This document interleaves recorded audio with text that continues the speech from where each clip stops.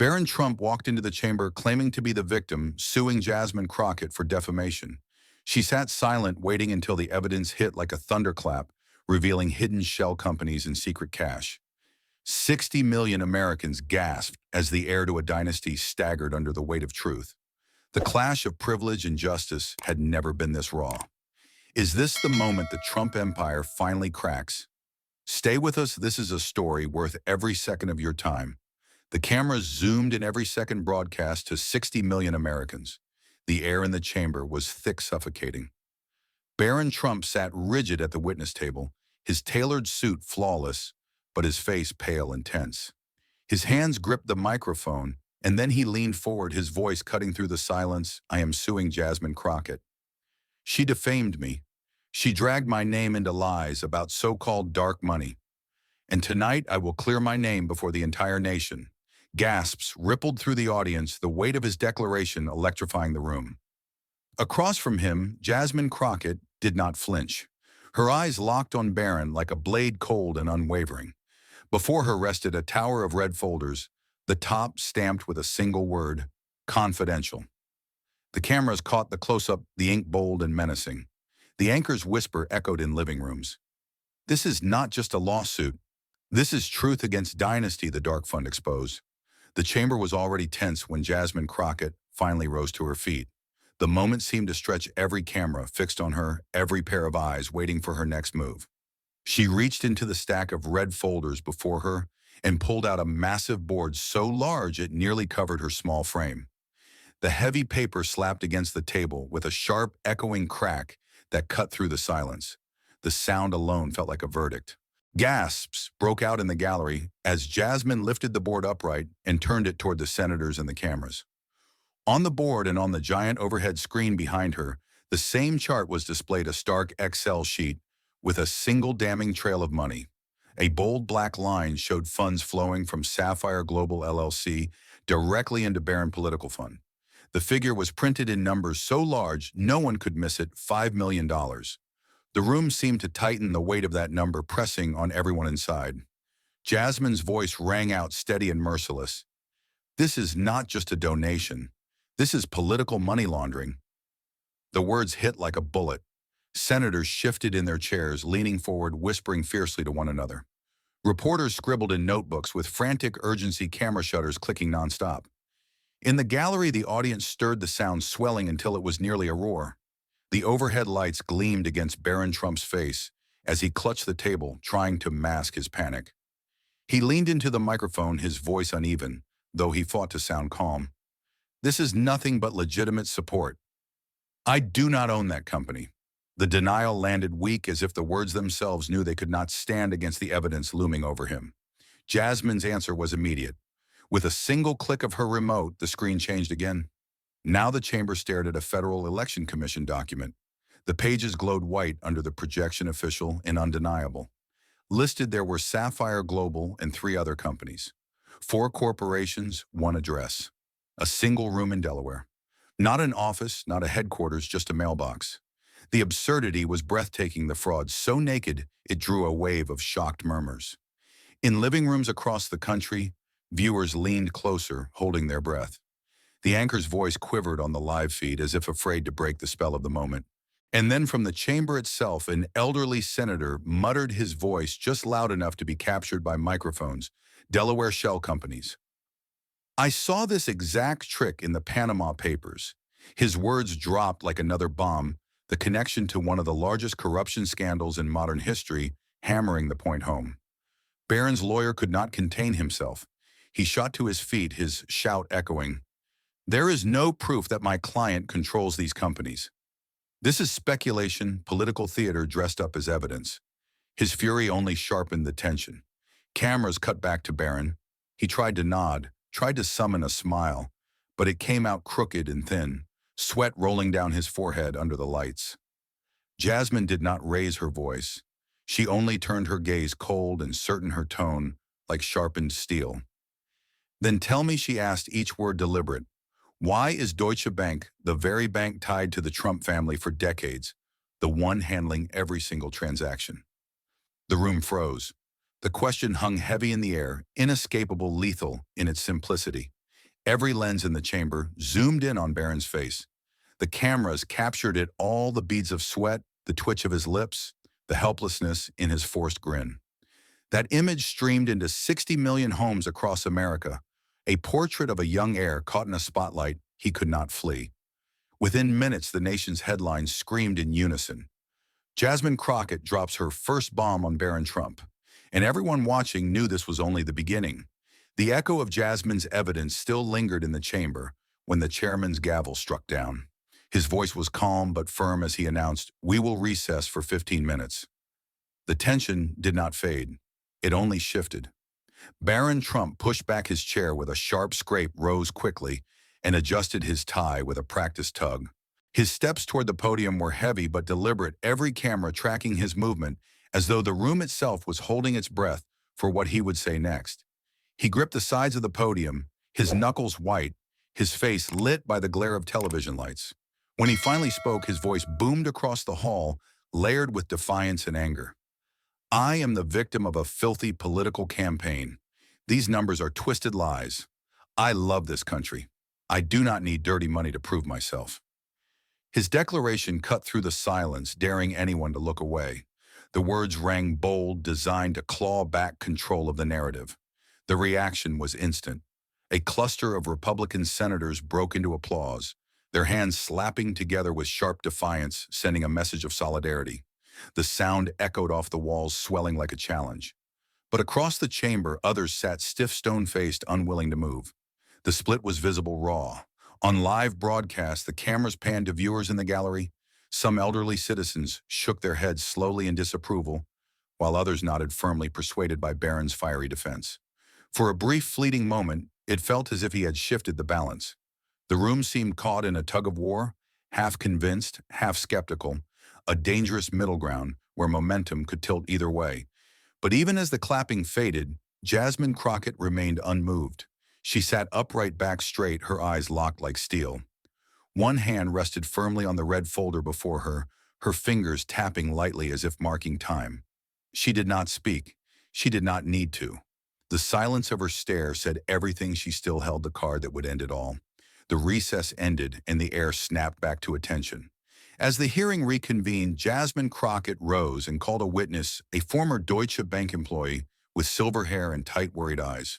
He walked to the microphone slowly. Each step measured the room, so quiet that the rustle of his suit seemed loud. Jasmine nodded once, a silent cue. He gripped the edge of the stand and looked straight ahead, breathing through the weight of 1,000 lenses. The tension coiled, waiting for the first cut of truth. He cleared his throat and spoke the words, steady but heavy. "I once managed an anonymous beneficiary account. The real owner is Barron Trump." The sentence landed like a blow, clean and brutal. He lifted a folder and unfolded a printed statement, then held it high so the clerks could feed it to the projector. On the screen, the title stamped across the top appeared unmistakably, BT Holdings Trust, flanked by the bank's electronic seal. The emblem glinted under the light like a brand. Barron's lawyer sprang up, voice cracking into the silence. "Fake. This is fabricated." The shout bounced off marble and wood, harsh and desperate. He jabbed a finger toward the screen as if volume alone could scrub the letters away. A few murmurs fluttered through the gallery, the kind of nervous noise that follows a sudden thunderclap. Barron sat stone still, eyes narrow, jaw clenched so hard a muscle twitched along his cheek. Jasmine did not flinch. She tapped a button on her remote, and the next slide washed over the wall in stark white. Metadata appeared in neat clinical rows: transaction dates, transaction times, server addresses. A cursor circled a single line, and the label beneath it read IP origin, Trump Tower office. The match was exact, the chain complete, the logic airtight. The room felt smaller, as if the walls had leaned in to hear the verdict before it was spoken. The quiet that followed was not calm. It was a vacuum, a pull that stole the air from every lung. Faces froze. Pens hovered. Cameras steadied. Then Jasmine leaned in and drove the point like a nail. "This is not just a dark fund. This is a system for Barron Trump to hide tens of millions of dollars right in the heart of this democracy." Flash after flash erupted, bathing the dais in hard white bursts that felt like tiny explosions. Reporters hammered keyboards, and live tickers on major networks rolled the same stark line. At once, Trump Jr.'s dark fund exposed. Microphones crowded the edge of the table, but the only sound that ruled the chamber was the relentless clatter of shutters, a metallic rain that made every breath sound guilty. The witness lowered his eyes and stepped back, the lawyer fuming in place, and Barron stared at the floor as though he could hold the world steady by refusing to look up. The moment hung there, bright, unforgiving, impossible to take back. Completely. The shock still echoed when the gavel fell again for a second recess. Barron sat motionless at the table, fingers locked so tight his knuckles blanched, his face drained to a paper white.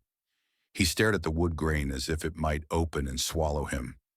A knot of senators leaned together, voices low but urgent. One of them whispered, "If true, this is no longer defamation. This is a criminal case." The words crawled across the room and no one dared to answer.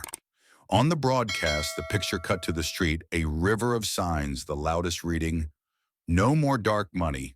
Horns blared, drums pounded, and a chant rolled up the steps like a tide. The ticker flashed a line from a viewer: "Nixon had Watergate, Trump has dark fun." Inside, the chamber felt colder by 10 degrees. Jasmine said nothing.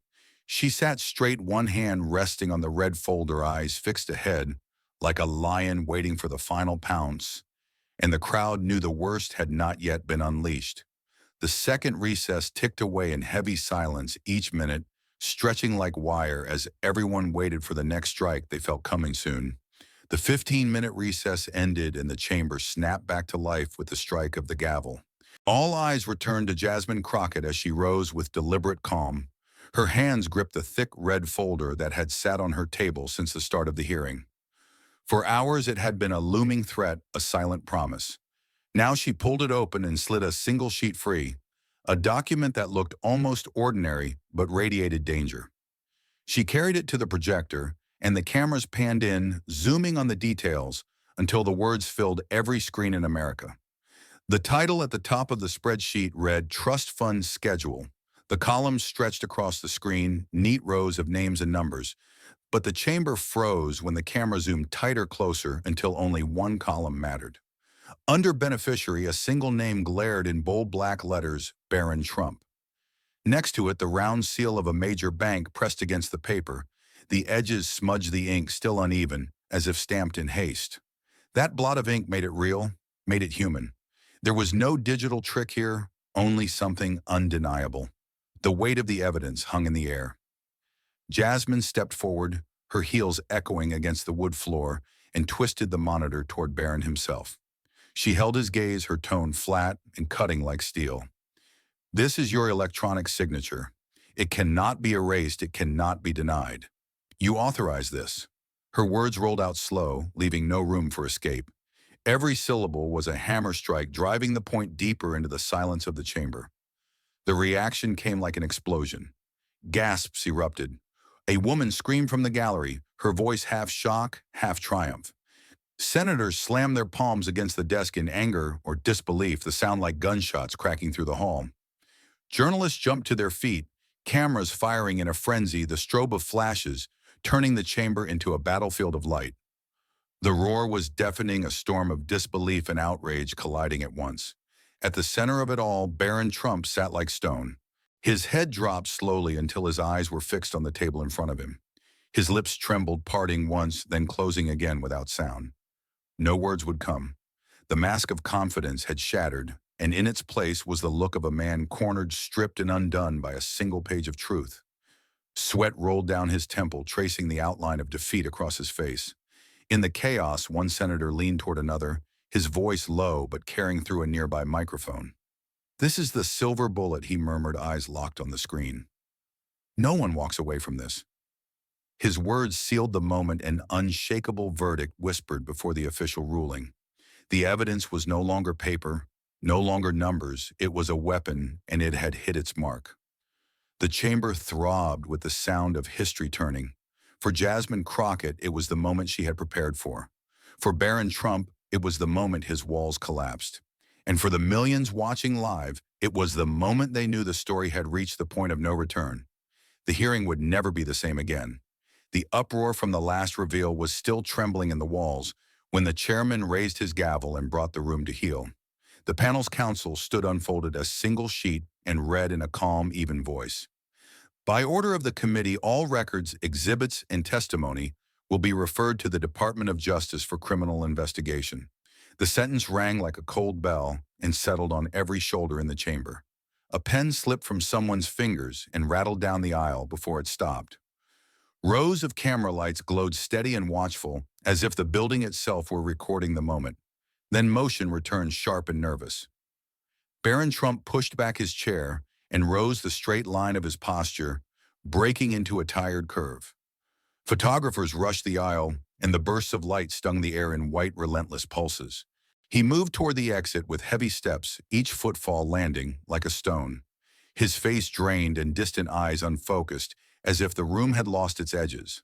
A staffer reached for his elbow and missed, and he kept going head down, driven by habit more than will. The aisle narrowed to a bright rectangle of door frame that looked farther away with every step. At the threshold, the flash storm grew harsher, and the hallway rushed in like wind. Barron did not look back. He leaned into the corridor and was pulled forward by a knot of aides. Someone called his name twice and got no answer.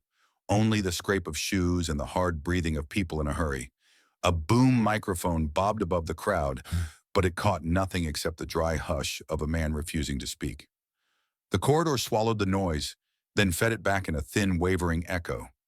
Inside, the gavel struck again, sealing the record and freezing the scene in place. A different sound waited beyond the east entrance, rolling like surf on stone shearing. Jasmine Crockett stepped into the light with measured strides, and a wave of voices met her at the top step. Hands reached out, signs lifted high, the chant of her name rising in one rough surge that shook the railing. Microphones sprang up around her, like metal flowers opening all at once. A reporter leaned in from the front row and asked clear and direct, "Do you think you have won?" The question hung there bright and simple, a line no one could dodge. Jasmine stopped with the red folder pressed to her side and let the sound pass over her. She looked straight into the nearest camera, unblinking. Her voice was low, steady, and clean. "This is not my victory. This is the victory of truth." For a second, the crowd went silent, like a breath held at the peak of a mountain, and then the cheer came back louder, rolling across the steps and into the night. She stood one heartbeat longer, then turned toward the stairs as the roar followed her down like a tide she would not ride. The echoes of Jasmine's words still rang when the country erupted in a chorus of analysis. Overnight newspapers stretched their headlines across front pages in stark, unforgiving letters. The biggest political finance scandal since Watergate. Anchors on cable networks leaned forward at their desks, eyes sharp, their tones urgent. "This is not a minor ethics dispute," one declared. "This is the largest crack in America's political foundation since Nixon." The comparison was no longer cautious speculation. It was the new national verdict. Everywhere the word Watergate was spoken again, but this time paired with the phrase dark fund. Across diners, office break rooms, and crowded subway cars, people whispered about what they had just seen. They shook their heads, astonished at the brazenness of the scheme. Viewers who had once thought dark money was only a phrase tossed around in debates realized with a chill that it lived under the surface of their democracy. "It's not some abstract problem," one man told a local reporter. "It's right here in every race, every district. It's poisoning all of us." Social media exploded with threads and timelines connecting the dots between shadow donors and familiar names. The idea that politics had always been touched by money turned into the terrifying truth that it was owned by it. Commentators reminded the public that justice had not yet been served, but something deeper had already shifted. The hearing showed that accountability could come from unlikely places. "Justice doesn't always wear a black robe," said one editorial. "Sometimes it wears the plain suit of a young congresswoman willing to stand alone."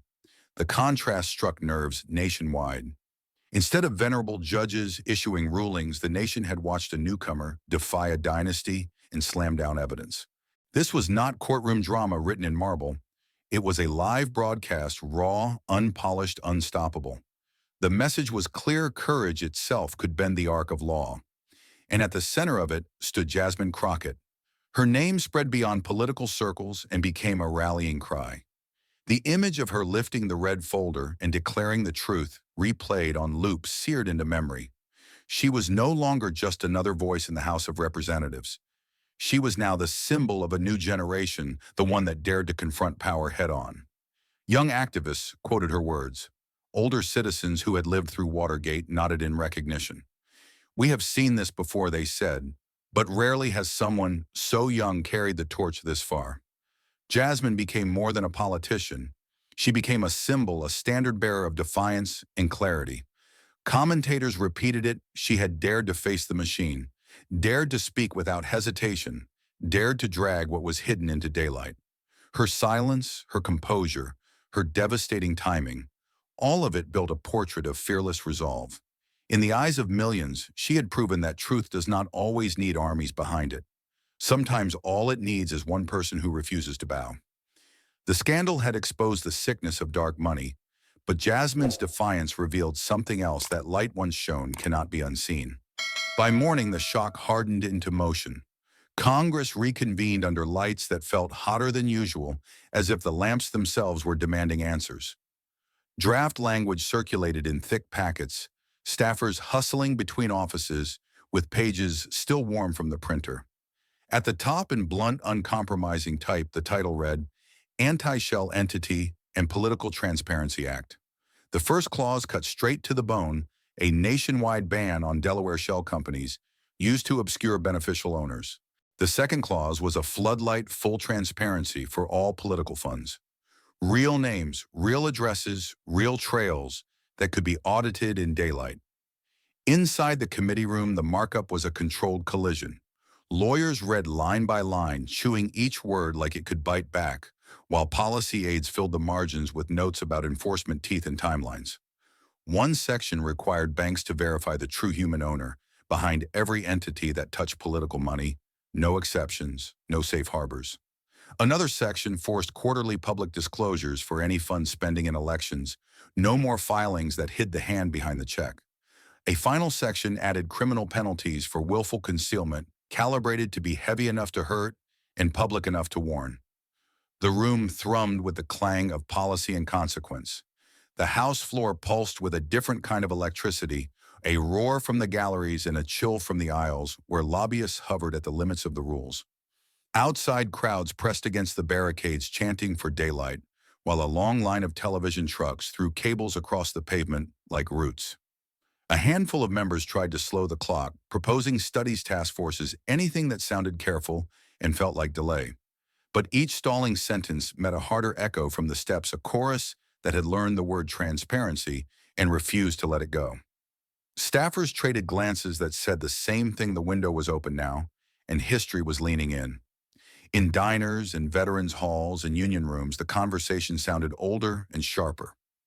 People who had lived through another season of secrets compared scars with a careful gravity. At a counter in Ohio, a man stirred his coffee and spoke to a local reporter who had stopped for gas, and a quote, "History repeats itself, but this time a young woman is the whistleblower." Heads around the room nodded, not in surprise but in recognition, like the sentence had finally caught up with what their eyes had watched on the screen. The words kept traveling, stitched into nightly news and morning talk, shows, a refrain that gave shape to the moment. The schools caught it next as teachers built new lessons from yesterday's headlines. In civics classes, the hearing became a case study with guided questions and timelines, the red folder a symbol in the margins. A principal in Texas recorded the morning announcement herself, then played it through the intercom with a steady voice that carried down every hallway. No one stands above the law, not even powerful dynasties. The sentence landed plain and exact, and students wrote it in their notebooks as if they were copying a rule of physics. Debate teams mapped arguments for and against the proposed bill, learning how a democracy corrects itself without breaking. Back on Capitol Hill, the debate kept its cinematic edge: fast footfalls in marble corridors, doors opening and closing on huddled whispers, phones ringing with reporters who would not wait. The bill's sponsors added a public registry so any citizen could see with a single search who was paying for the message that reached their screen. They tightened a loophole that once let money cross state lines until the trail went cold, and they tied compliance to licenses banks could not afford to lose. Every fix read like a door being locked behind a fleeing shadow. Every hearing date set felt like a clock that finally began to count down. In living rooms, older Americans watched the C-SPAN crawl the way they had once watched nighttime bulletins, measuring the country's pulse by the tone of its rules. Some kept the television on while sorting old photographs, noticing how little and how much had changed between the faces on the paper and the faces in the chamber. They called grandchildren to talk about the vote, and the grandchildren answered with questions about source documents and disclosures, and what it meant to sign a thing you could not take back. Start with the sunlight, one grandfather said, and make sure it never goes out. The advice made its way to kitchen whiteboards and assignment sheets. Momentum grew the way storms do, first, as a line on a map, and then as a weather you could feel in your bones. The bill's banner, "Ban the shell," showed the money was short enough to chant and strong enough to defend under cross-examination. In editorial rooms, the headline wrote itself. In town halls, the talking points became shared language. This was policy written like a promise and tested like a trial. It had been born from a day that felt like a verdict, and now it pushed toward a law that would not blink. And as the Capitol's echoes faded, the headlines leapt borders. BBC opened its evening broadcast beneath a stark banner that read, "Trump Family Dark Fund Collapses." The words pulsing above footage of the hearing's most explosive moments. Le Monde followed with a front-page splash, "Trump Family Dark Fund Collapses," tying the scandal to decades of debate over money and power. Nikki ran a bold masthead, "Trump Family Dark Fund Collapses," framing the story as a market test of transparency and trust. Commentators in London, Paris, and Tokyo repeated the same sentence in different languages, but with the same chill. A dynasty's armor had cracked, and the sound was loud enough to circle the globe. Networks abroad turned their cameras back toward Washington and spoke as if addressing a mirror. "The United States still bleeds and heals in public," one anchor said, "and that is the point of a republic." Editorials described a democracy that can bruise itself and still stand up straighter the next day. Columns noted that while the scandal was American, the cure relied on rules any free society must defend: daylight, documentation, and debate. A producer in Berlin called it institutional immunology, a body politic, discovering a toxin and forcing it out. For all the shock, the image that settled was not collapse, but correction. Universities convened emergency forums with titles that carried a familiar weight. Professors traced a line from a burglary in a hotel to a spreadsheet in a hearing room and asked what had stayed the same. "This is the financial Watergate of the 21st century," a constitutional scholar declared, and the auditorium fell still. Not because the phrase was new, but because the comparison felt earned, measured, and severe. Papers circulated overnight mapped the mechanics, the shell, the transfer, the signature, the referral. The case study was no parable. It was a ledger that spoke in numbers and names. In living rooms across the country, the mood shifted from outrage to something steadier. Older Americans who had watched evening bulletins in the 1970s spoke with a careful pride. "History repeats itself," one said, "but this time a young woman is the whistleblower." Their children and grandchildren nodded, not out of nostalgia, but because the lesson fit the moment. The sense of drift that had shadowed the news cycle gave way to a small, bright edge of resolve. If truth could rise once, it could be made to rise again. Anchors closed their segments with a line that did not need graphics or music to land. "Every darkness is dragged into the light, and if just one person dares to stand up, the truth will find its voice." The sentence played over a slow montage of documents, signatures, and the silent weight of a gavel until it felt less like commentary and more like instruction. Viewers repeated it aloud without meaning to, as if practicing for a civics lesson that had finally arrived. The phrase moved from teleprompters to kitchen tables, from headlines to notes on a refrigerator door. In the echo of that sentence, fear loosened its hold. Then came the image that fixed the story in memory. Jasmine Crockett stepped through the courthouse doors into a wall of white light, and the flashbulbs detonated like summer lightning. The crowd surged and steadied a single chant, punching the air. "Justice, justice," microphones angled forward, but she did not need to speak. The moment itself carried the message. Photographs raced across front pages and feeds, the same frame replicated in city after city until it felt archetypal. One figure, one step, one blaze of light, an emblem that traveled without translation, and a symbol that said the world had been watching and understood. Thank you for watching until this moment and for standing with us on this journey for justice. Your support means everything. Like, subscribe, and turn on notifications so you never miss what's next. And we'd love to hear your thoughts. Leave a comment below and let us know what moved you most in this story. Together, our voices make a difference.